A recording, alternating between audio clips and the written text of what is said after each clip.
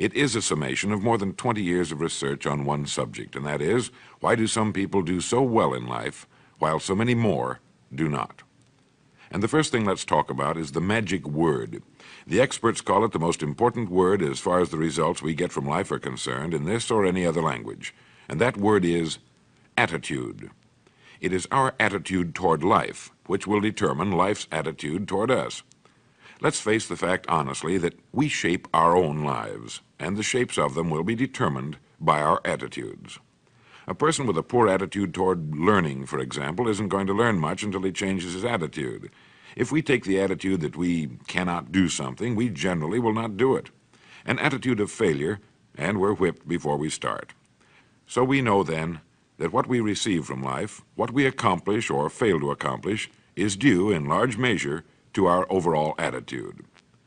William James of Harvard University put it this way: "The greatest discovery of my generation is that human beings can alter their lives by altering their attitudes of mind." And isn't it wonderful that we have this measure of control? Before we start talking about our attitude toward the world, let's talk about our attitude toward ourselves, since it is the attitude we take toward ourselves which determines our attitude toward the world. Now, right here we come to a rather strange fact. We're so familiar with ourselves, we tend to take ourselves for granted. We tend to minimize the things we can accomplish, the goals we can reach, and for some equally strange reason, believe others can accomplish things in our field which we cannot. There are literally millions of human beings living narrow, darkened, frustrated lives, living defensively, simply because they take a defensive, doubtful attitude toward themselves, and as a result, toward life in general. Many people are suspicious of and oppose change, yet change is the one thing in life on which we can absolutely count. People who stay young all the years of their lives not only welcome change, but see it for what it really is: new opportunity, new chances for further fulfillment. Attitude is a reflection, a result of a person's will. It is incalculably powerful. It can bring about marvelous results for us, but we need to train it patiently, day by day. Now let's talk about the attitudes of people who are successful, the top 5% of the people who go sailing through life from one success to another and who, even when they fail at something, shrug it off and head right out again. No matter who the person is or what he does, men and women in sales, business executives, people in all the professions, wives and mothers, students, top people in the armed forces, public servants, men and women in the service of religion, working men and women in all fields of endeavor, wherever you find a person doing an outstanding job and getting outstanding results, you will find a person with the right kind of attitude. These people take the attitude toward themselves that they can accomplish what they set out to accomplish, that there's no good reason on earth why they can't be competent, successful. They have a healthy attitude toward themselves and, as a result, toward life and the things they want to accomplish. And because of this, they achieve some remarkable things, and they come to be called successful, outstanding, brilliant, lucky, and a lot of other things. They're quite frequently no more brilliant or outstanding than the majority of the people by whom they're surrounded. But they did develop the right attitude, and they found their accomplishments not too difficult, and many times surprisingly easy, simply because it seems that so few are really trying, really believe in themselves. Successful people come in all shapes and sizes and in widely varying degrees of intelligence, background, and so on. But they all have one thing in common.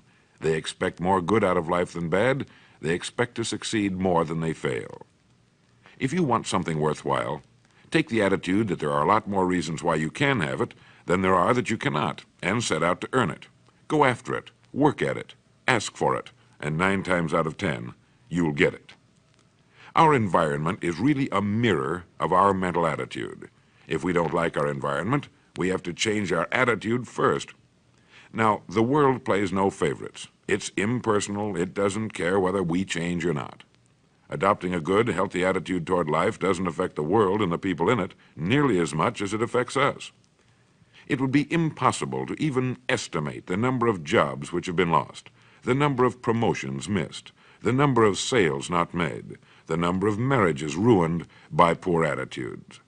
But you can number in the millions the jobs which are held but hated, the marriages which are tolerated but unhappy, all because of people who are waiting for the world and others to change toward them, instead of being big enough and wise enough to at least make a test which will prove beyond any shadow of a doubt where most or at least a big part of the trouble lies.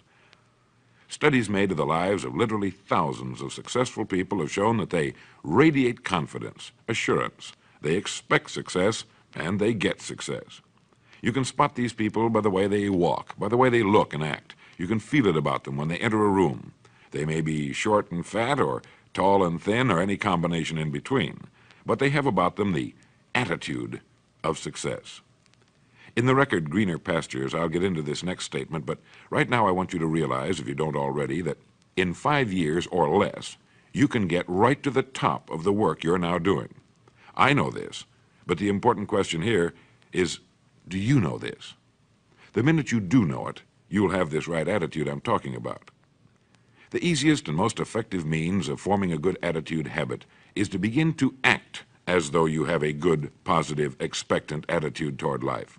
That's right. Begin right now to walk, act, and look as though you belong to this group. If you're already in the top 5%, you'll know what I mean. If you've never tried it, you'll be amazed at what happens. Actions trigger feelings, just as feelings trigger actions. Now, let me tell you of a little test you can make which will prove beyond any shadow of a doubt that a good attitude can change a person's life as dramatically as walking from a darkened room into the bright, clear light of day. Not long ago, I read a line which went, "Life is dull only to dull people." This is true, but it also could have read, "Life is interesting only to interesting people," or "Life is successful only to successful people." Now, what I'm trying to say is that you must first become, mentally, from an attitude standpoint, that which you wish to achieve. A famous restaurateur was being interviewed by a reporter who asked, "When did you become successful?" He replied, "I was successful when I was sleeping on park benches, because I knew what I wanted to do and that I would do it." In short, his attitude had been one of success, of expecting success, long before the material, the tangible rewards of success had been earned. We'll get into this particular phase of Lead the Field in record number 3, A Worthy Destination. But for now, remember that a person must act, look, and because of these things, feel successful before the success he seeks can come. Chances are you know people who seem to be what others call lucky. All kinds of good and wonderful things seem to happen to them, and they give the impression of happily sailing through life, having a wonderful time, and getting more accomplished in a year than most people do in 5. This has been figured out fairly scientifically, and if anyone will conscientiously go about the test I'm going to recommend, and stay with it every day for the next 30 days without fail, that person can join this small, happy, and extremely productive group of people. He'll find himself becoming lucky, as they say, and most of his problems will pretty well take care of themselves. Of this you can be sure. The results will be nothing short of amazing. Now, it makes no difference how good a person's attitude has been in the past. Anything can be improved upon, and it's the small refinements upon something already good that makes it great. So here's the test. For the next 30 days, act toward the world, everything and everyone with whom you come in contact, with the attitude which represents the kind of results you want to achieve. That is, if the result you want is more success in what you're doing, act as though you are already in possession of the success you seek. If you want others to treat you with admiration and respect, treat others with admiration and respect first. Have you ever stopped to think of this? Every human being on earth is the most important human being on earth as far as he or she is concerned. You may never get anyone to admit it, but it's a fact. So for the next 30 days, treat every person with whom you come in contact as the most important person on earth, remembering as you do so that as far as that person is concerned, he is. Now, the reason I say treat everyone in this fashion is mainly because this is the way human beings ought to treat each other, and because it will help you form a habit that will bring you amazing and delightful results for the rest of your life. Have you ever noticed that the higher you go in any organization of value, the nicer the people seem to become? You see, the bigger the person, the easier it is to talk to him, to get along with him, to do business with him. Do you know why? It's because he's got a good attitude, and people with the best attitudes just naturally gravitate toward the top. So for 30 days, act toward others and the world at large in exactly the same manner you want the world and others to act toward you. Treat your wife or husband as the person he or she really is, the most important person in your life, and the same with the children. Carry out into the world each morning for 30 days the kind of attitude you would have if you were the most successful human being on earth. And notice how it quickly develops into an habitual attitude. When a person does this, he should realize he has already placed himself on the road to what he seeks. He is right now in the top 5% of the people in this or any other country. He has prepared the ground and planted the seed. He has made of himself a magnet, an embodiment of that which he seeks. Before metal can be cast into a desired shape, the mold, the expectant receptacle, must first be fashioned. Before a building can be erected, the excavation must be made and the foundation laid. And before a person can achieve the kind of life he wants, he must become that kind of individual. He must think, act, talk, walk, and conduct himself in all of his affairs as would the person he wishes to become. He is then actually that person, and the things that person would have and do will naturally come to him. Almost immediately, a change will be noticed. Irritations that used to frustrate and annoy disappear. When some less informed individual gives you a bad time, stay on the track. When someone cuts in front of you with his car or acts in any other manner that shows his ignorance and lack of courtesy, don't permit yourself to drop to his level. Pity him, for that's what he really deserves. That's the very group a person doesn't want to belong to, and if he acts like them, well, let's face it, he belongs with them. There's nothing in the world that men, women, and children want and need more than the feeling that they're important, that they're needed and respected. They will give their love, their affection, their respect, and their business to the person who fills this need. So the magic word is attitude. And in summing up, a few points to keep in mind. 1, it is our attitude at the beginning of a task which, more than anything else, will affect its successful outcome. 2, it is our attitude toward life which determines life's attitude toward us. 3, we are interdependent.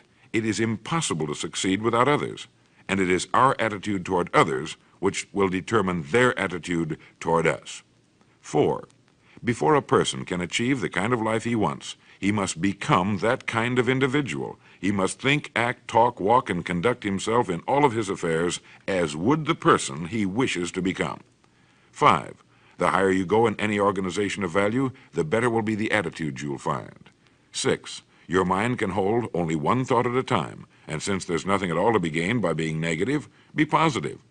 7, the deepest craving of human beings is to be needed, to feel important, to be appreciated. Give it to them, and they'll return it to you. 8, look for the best in new ideas. As someone said, I've never met a person I couldn't learn something from.